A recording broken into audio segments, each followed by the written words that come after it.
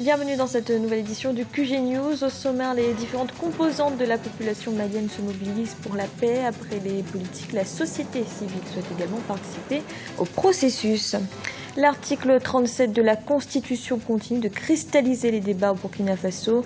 Le parti ADF-RDA se positionne contre une modification de ce texte, limitant à 2 le nombre de mandats présidentiels. Et nouvelle perspective en Égypte avec l'élection du président Abdel Fattah el-Sisi, réintégration dans l'Union africaine mais aussi politique plus sociale. Les attentes de la population sont nombreuses. Le président malien Ibrahim Boubacar Keïta a reçu ce mercredi les représentants des partis de la majorité comme ceux de l'opposition. Les discussions ont porté sur l'état du pays et particulièrement sur la situation dans le nord. Le président a une fois de plus plaidé pour le dialogue, excluant toute résolution par la voie des armes. Et pour parvenir à une paix durable au Mali, la classe politique n'est pas la seule à agir. La société civile également souhaite participer au processus. Pour l'organisation GEMACO, Génération Malienne Consciente, la cohésion passera par le développement. Un reportage de notre correspondant Idrissa Sangaré.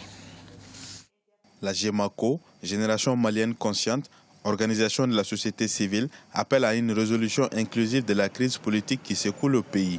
En effet, la réconciliation nationale au Mali est une question qui préoccupe aussi bien les autorités du pays que la société civile. Si tous s'accordent à dire que le dialogue social est le seul issue possible à la crise que connaît le pays, les avis divergent quant à la manière d'y parvenir. Pour la présidente de la Génération Malienne Consciente, l'implication de tous les Maliens est capitale pour que le pays retrouve sa stabilité. La même communauté, donc intracommunautaire, il est entre les différentes communautés. Et ce que peut-être on ne dit pas suffisamment, il est entre l'État et les citoyens. Parce que beaucoup d'acteurs et beaucoup de nos concitoyens aussi en veulent à l'État. C'est ces différentes questions qui doivent être prises en compte comme éléments d'entrée dans ce processus de réconciliation. Du coup d'État de mars 2012, en passant par l'occupation du Nord, les populations ont été affectées par la crise.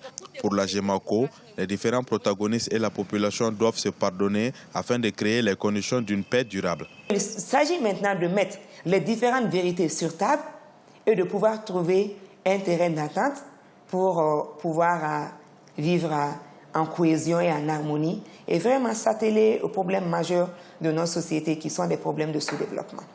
Donc la paix, il nous faut l'avoir pour notre survie. Après les récents affrontements entre l'armée et les groupes rebelles dans le nord du pays, la nécessité d'un pourparler inclusif ne fait plus l'ombre d'un doute. Le haut représentant du chef de l'État au dialogue inclusif a rencontré les groupes armés à Ouagadougou ce lundi afin de faire taire définitivement les armes pour engager le pays vers le développement socio-économique. Au Sénégal, à quelques semaines des élections locales du 29 juin prochain, les partis planchent sur leur stratégie de campagne. Du côté du Parti démocratique sénégalais, ce scrutin est l'occasion de rallier les déçus de la politique du gouvernement en place. Gouvernance, coût de la vie, le PDS entend bien contester le bilan du président Macky Sall. Un reportage de notre correspondante Christiane Dayambaya. À quelques semaines des élections municipales au Sénégal, les partis politiques battent campagne en vue de ce scrutin.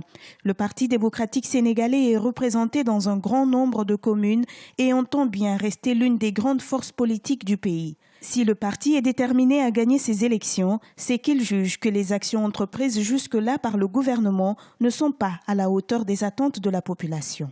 Le Sénégal se porte difficilement, comme les Sénégalais vous le disent.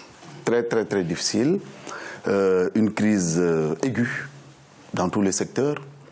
Et je prends des cas précis. L'agriculture, qui est le poumon même de notre économie, les paysans sénégalais rencontrent encore des difficultés qu'ils n'ont jamais connues depuis les indépendances. Sur la question de l'enrichissement illicite, Serigne Mbacké Ndiaye fustige les actions de la CREI et notamment les poursuites à l'encontre de l'ancien ministre Karim Wade. 6 mois d'incarcération, ils n'ont pas été en mesure de présenter quoi que ce soit aux Sénégalais.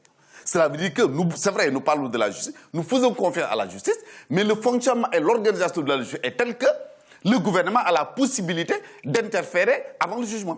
Et aujourd'hui, l'opinion est convaincue que Karim Wade est blanc comme neige et devant le tribunal, il va démontrer qu'il est blanc. La seule chose que nous demandons, c'est que ce procès soit public. Au Sénégal, les élections locales, départementales et communales sont prévues pour le 29 juin. Les électeurs sénégalais devront élire 25 688 conseillers municipaux. Au Burkina Faso, l'article 37 de la Constitution continue de cristalliser les débats. Plusieurs partis, comme le parti ADF-RDA, se positionnent contre une modification de ce texte, limitant à 2 le nombre de mandats présidentiels et qui pourrait changer la donne lors de l'élection de 2015. Karine Banzadio. Au Burkina Faso, la présidentielle de 2015 est au cœur de tous les débats.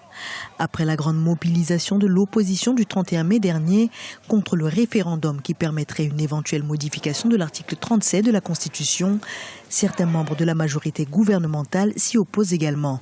C'est le cas de Zakaria Touré, ancien ministre et porte-parole de l'Alliance pour la démocratie et le Rassemblement démocratique africain. En tant que parti libre, nous avons nos idées, nous avons nos principes et nous avons pris très vite position sur ce principe qui est celui de la limitation du nombre de mandats présidentiels.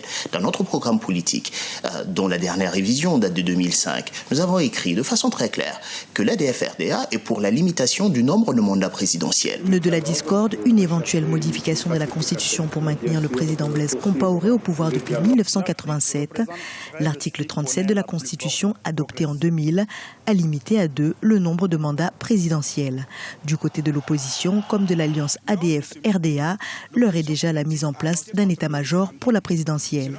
Nous comptons avoir un candidat qui va porter les aspirations des populations, avoir un candidat qui sera à la hauteur, qui va pouvoir donner du sang neuf, une dynamique nouvelle à la gestion des affaires dans notre pays. C'est cela notre ambition pour 2015. Alors que le dernier congrès organisé par l'Alliance à Ouagadougou n'a pas désigné officiellement de candidat, le rassemblement assure que cette question sera réglée au moment opportun. Prochaine échéance et non des moindres, la tenue d'un congrès extraordinaire pour la désignation du futur candidat dans quelques mois.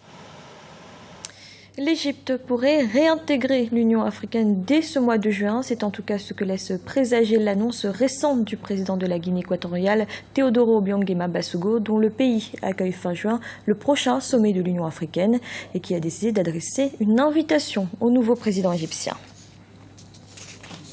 Et l'élection du président égyptien Abdel Fattah el-Sisi suscite bien des attentes chez la population et notamment chez les plus défavorisés. C'est le cas des chiffonniers du Caire qui vivent du recyclage des déchets.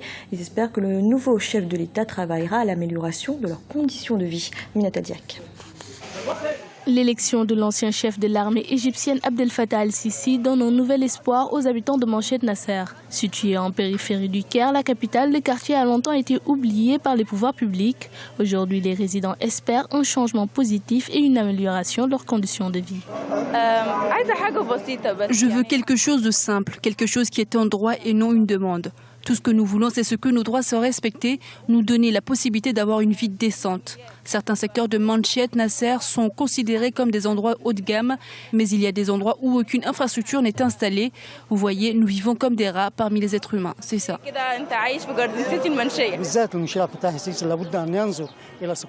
Le maréchal Abdel Fattah el-Sisi devrait aider les habitants des bidonvilles et les habitants des cimetières qui sont ici, derrière nous. Ces gens sont malheureux, ils n'ont rien à manger.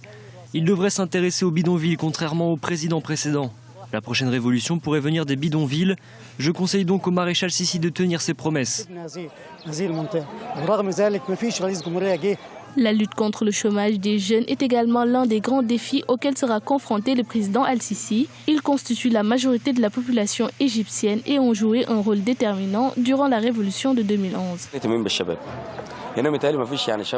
Il faut qu'on prenne plus soin de la jeunesse. Je pense qu'aucun jeune ici n'a d'occupation. Ceux qui ont la chance de travailler se retrouvent au café pour tuer le temps après le travail parce qu'ils n'ont rien d'autre à faire. La pratique d'une activité peut les éloigner de l'oisiveté, qui est la mère de tous les vices. Dans son premier discours, après l'annonce des résultats officiels, le président Al-Sisi a décrit l'avenir comme une page blanche qui devra être remplie de liberté, de dignité humaine et de justice sociale. Les habitants de Manchet Nasser et des millions d'autres qui vivent dans la pauvreté espèrent que le nouveau chef de l'État tiendra à ses promesses électorales. Et du sport avec les résultats des matchs amicaux en préparation à la Coupe du Monde de football. Les éléphants de Côte d'Ivoire se sont imposés face à Salvador 2-1. L'Algérie a battu la Roumanie sur le même score et le Nigeria a fait match nul avec la Grèce. Prochaine rencontre Cameroun-Moldavie, États-Unis-Nigeria ce samedi et Ghana-Corée du Sud ce lundi 9 juin. C'était le journal de la rédaction. Merci de l'avoir suivi. Retrouvez dans un instant une nouvelle édition du QG News.